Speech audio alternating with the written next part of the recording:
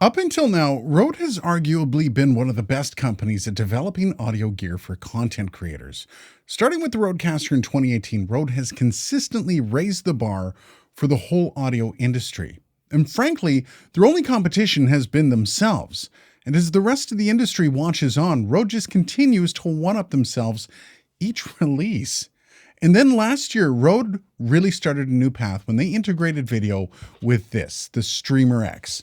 This move made me think that they were moving to something bigger. I mean, sure, one HDMI input is great and all, but what if you had like way more? But is the Rodecaster video any good though? Can Rode conquer video the same way that they did with audio? Let's find out. Now, starting out with the build quality, this thing just screams well engineered. And if there's one thing Rode has definitely learned over the years, it's how to design a chassis. I'm pretty sure it's an all-metal design, and that would be for one massive reason, heat dissipation, which this thing kind of needs. And as you can see, it is in fact actively cooled. And despite using the crap out of this for over several hours, not once have I heard those fans come on except for the boot sequence. This thing is just a fantastic build. The buttons feel amazing. The knobs, the Rode knobs, they feel fantastic as well. And as per usual, all the I/O is high-end connections. Nothing was cheaped out on this. And almost as a nod to the feedback on the Rodecaster lineup, Rode even changed the on and off switch for the unit. Now, it's not a massive change, but it lost that mushiness, and now it feels more satisfying somehow. And yes, there are antennas, which just give this a better connection to the world around it, giving less opportunity for drop signals, which is a nice touch. And then finally, you have the screen. It's basically your hardware interface for all things, but remember, all of these options can also be accessed and changed through the Rode Central app as well. We're going to get into that in a bit. It's a super powerful part of this whole thing. As for the I/O, well, let's go left to right. Of course, you have those two XLR inputs, the Revolution preamps that Rode is basically famous for now. Then beside that, you have some monitoring outputs, both the monitor outputs and headphone outputs.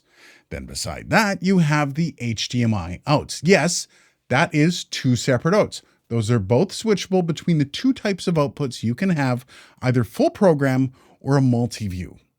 Then you have 4 HDMI inputs, then 6 USB.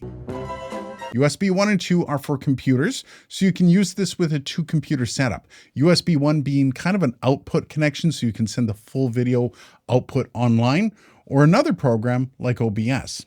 And then USB 2 is more of a controller connection, so you can have one computer to produce and another to stream. USB 3 is some sort of storage that you can record to. It does need to be exFAT, and you can just format it on the unit itself. Then USB 4 and USB 5 is for USB mics or webcams.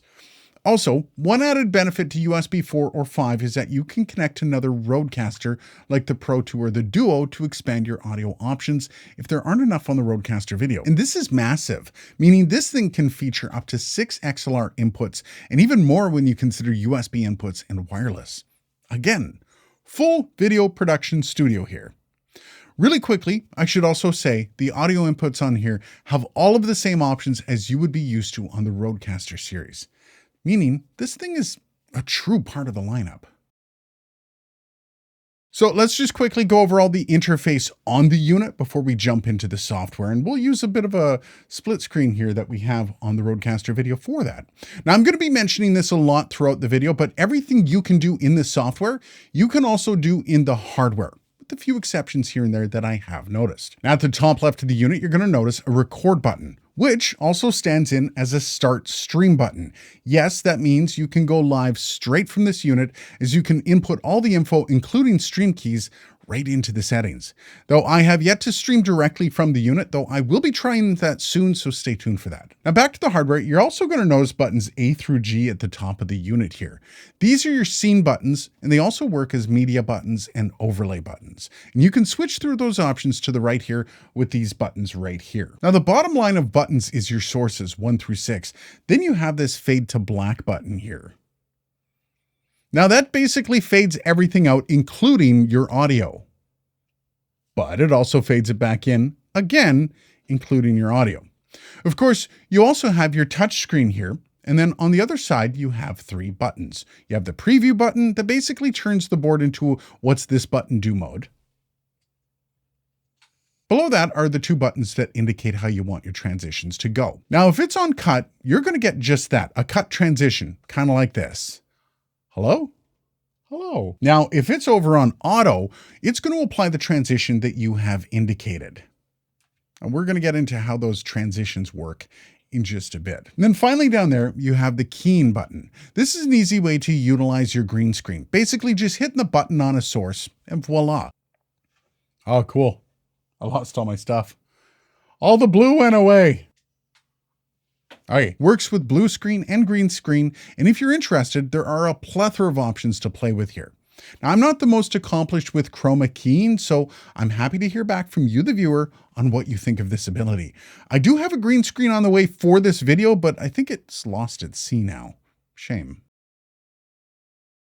And now this is where the Rodecaster video really shines. This is the back end of the unit in Rode Central, and there's a bit more control here than you might be used to. Let's start out with the device configuration. Under the video tab, you can change up the HDMI inputs, switching them between the program view that looks like this or the multi-view, which looks like this.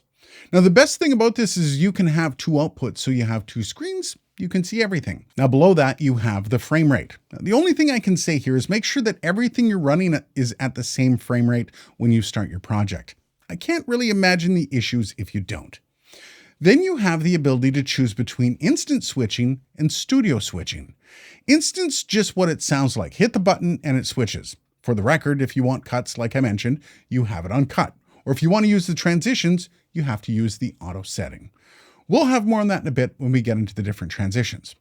Now, when you're in studio mode though, it adds an extra step.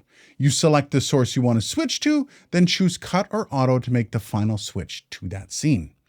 This is more for producers that are producing a show separately and they want full control over the switching to make it perfect every time. Then moving on, under the recording tab, you have the ability to choose what the output of video is going to look like to your storage. ISO lets you record all the individual sources with audio, as well as the sum version of the audio as well. This lets you make changes in post with an individual aspect, especially if you had it on the wrong angle for part of the recording. When you turn off the ISO, it just leaves you with the video with all the transition and scene switches baked in. Under the audio tab, it's kind of business as usual. You have a headphone section, a monitoring section, and a multi-track. You're going to see the options for how you want the audio outputs to go. Then below that, the HDMI audio outputs. This is where you carry forward your audio from the other HDMI sources. So if you have game audio being ported through, you can have it on its own audio fader. We're going to cover that in a bit when we look at the audio mixer. Then you have the display tab and system tab. Nothing really exciting there. So then let's back up to the main screen and then move over to that audio mixing. And here you're going to see the usual mixer controls. Here is where you can add the HDMI audio inputs if needed. Now, they're not included, so if you want HDMI audio, you have to turn on the option and load it up in the mixer here. Now, this is also the software control for all the audio channels, including the Aphex DSP. Of course, you can do all this on the hardware if that suits you. All the settings here are accessible through the display on the unit. This is a bit easier to show off here, though. Now, before we get into the scene building, which is one of the more fun aspects of using this, we need to look at auto switching. This allows you to pair an audio source to a video source and trigger video switching with the mic, meaning when you speak into the mic, it triggers the switch. Now, this is a really cool feature, though I would love to see this fleshed out just a bit more. When Dylan and I tried this out, we found it was a touch arbitrary with how it switched, and the controls for setting it up weren't granular enough. Also, there's an inability to assign a full group camera trigger. It was one source triggered by one mic. No way to default to a wide angle camera in any way that I could find. I also found the trigger sensitivity wasn't granular enough either. We found it being triggered by single words sometimes, while struggling to trigger other times. That might have been due to our setup, or perhaps the mics were too close and confusing the triggers. Either way, some more options for adjusting the sensitivities would really be nice. To be clear though, this is an awesome option for those that aren't inclined to be controlling the unit all the time. I just think it needs a few tweaks. And here we get into the fun part of the Rodecaster video. This is your chance to really get in there and make this thing your own. And it's pretty easy too, but the more you do it, the more you see you can do, and trust me, you can spend a lot of time tweaking this to your own tastes. Now, first of all, I should say that you can do this one of two ways, either through hardware by following the prompts through the screen on the device, or you can do this in the software. I'm going to focus on the software as it is my preference, but if you want to deep dive on scene building through the hardware, let me know down below. So then this is pretty basic. Choose one of the buttons A through G that you want to create a scene with, and you will notice to the left the ability to use a template or a custom build. The templates are exactly what you think they will be, and they're a great base to start building your show. But if you feel like they might be a bit too restrictive, you can always, midstream, switch it up and just customize it. Or you can start out a custom build from scratch. Add any and all sources, any of all backgrounds, and when you're under custom, you can manipulate the setup as much as you like. One of my favorite things you can do here, though, is you can crop your sources just by doing this. That is so cool. Very straightforward, very effective, and anybody can do this. Also, you can add borders to the different sources, though I kind of wish there was a bit more granularity to this as well. Now, maybe I don't want borders on everything, More on that a bit later. Next, let's say you want to spice things up just a little bit more. Well, you can use overlays. Now, anything you want to use as an overlay does need to be a PNG and have a transparent background. If what I just said made zero sense to you, you may just want to reach out to an artist and repeat what I said there. They're going to know what I mean, or I guess you can just Google it. Anyways, you're going to notice to the left of the screen, you have all of your available media. Now, this media needs to be stored on the unit via a micro SD card, and you can fill that card up from your PC by just using this button down here. You can also take the SD card out and fill it up separately, but I did run into a few issues doing it that way, so perhaps this is the best way. Anyways, press the overlay button and then just drag the overlay you want over to the drop zone and voila, it's done. Now, I will say you can't have more than one fill per overlay. I would love to see a little bit more layering in this. I guess you could have multiple overlays with just extra stuff on each one, but sometimes you just want to pop something on the screen without dropping all the other overlays. So perhaps it's something we can look at in the future. And finally, the media tab basically works in a similar way. If you want to put up a picture or something on the screen, you just load it into one of the buttons while the media tab is selected. And it works the same way as the overlays. All right, saving the best for last, the transitions. And the Rodecaster video should not disappoint. Now again, you can do this both ways, either through the touchscreen or through the software. Both work essentially the same way, though the software does have some perks. Now, first, pick the type of transition you want. Fade, dip, and wipe. Sorry, there's so many possible jokes I'm kind of locking up. Once you've chosen your go-to, you can set the length of the transition here. Now on the hardware, it's through half-second segments, though if you want to be a bit more granular, the software lets you do that in 1/10 of a second segments. Important to note, the auto button needs to be selected for you to utilize the transitions.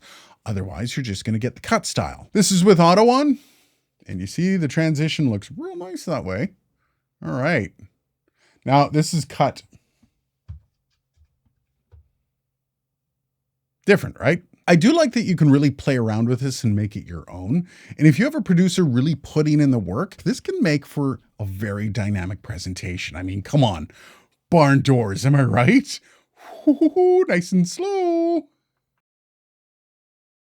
So then what can we improve upon?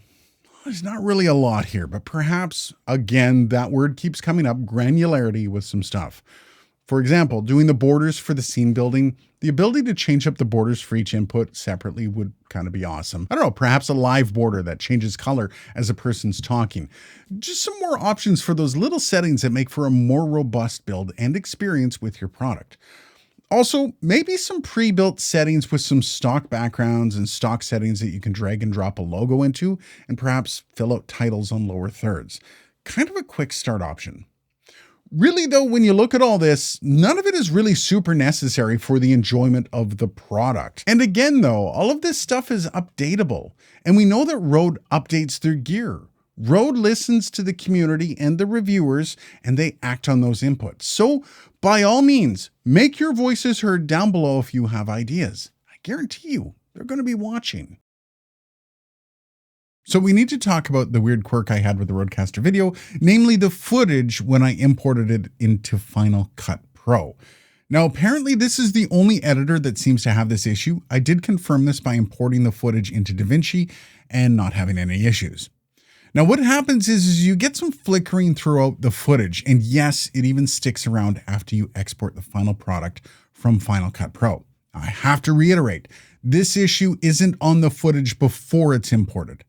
Now, during my process here, I reached out to my contact at Rode, and they suggested a fix that is very popular online, and that is forcing the color space override to Rec 409. It didn't fix it though. However, I tried playing around, and when I forced it to 601 PAL, it did work. So if you're having that issue, that is a temporary fix. Again, this only affects the combined footage, or as they call it, the program feed in Final Cut Pro. All the other files come directly from source, and it seems not to be altered in any way by the Rodecaster video. I do know that Rode is looking into this and what the root cause might be, so stay tuned for that. If I find out, you'll find out. So then, is this thing worth your hard-earned $1,200? I'm almost speechless on this thing, completely blown away. And I've known that this has been coming for quite some time. I think the best thing I can say about it, though, is that it makes me want to create something. And no, it's not about it being a cool piece of gear, which it is, but it's more about being inspired by something that makes you feel the possibilities are limitless. And if you're a content creator, that feels exciting. You see, back when I got this, the first thing I did was reach out to Dylan to see what kind of podcast we should be starting up. You see, gear like this isn't going to make you feel better, but it does kind of inspire you to aim for better. It gives you all the tools you need to get the best quality product, and all you have to do is practice, which seems to be a bit of a theme with a lot of Rode's products. It gives you the tools, all of the tools you need to do everything in the easiest possible way, just leaving that content creation to you. Back to this though, again, Rode's becoming their own ecosystem, which is cool to see and be a part of. But what the best part about what Rode is doing is that they make everything on site. From initial design to final product, all of this is in their control. You see, those little fixes like what they did with the virtual channels on the Rodecaster series isn't possible with a lot of other brands. But because Rode does this all on site, they're constantly able to make impactful and fun changes to their gear. That alone makes this a really easy recommendation. But also, if you are looking for that all-in-one solution that covers audio and video, as well as all the streaming capabilities, and maybe you want all the control over how your product works and is presented, this Rodecaster video is an absolute slam dunk. It's literally in a class all of its own, especially with the ability to route professional audio as well. I think you're going to be hard-pressed to find anything as close to this, and most importantly, it's fun. But to finish this off, I want to know, is this what you expected from Rode this year? And what are your thoughts when you see this now? Is this something that works for you? Let me know down below. Cheers, guys.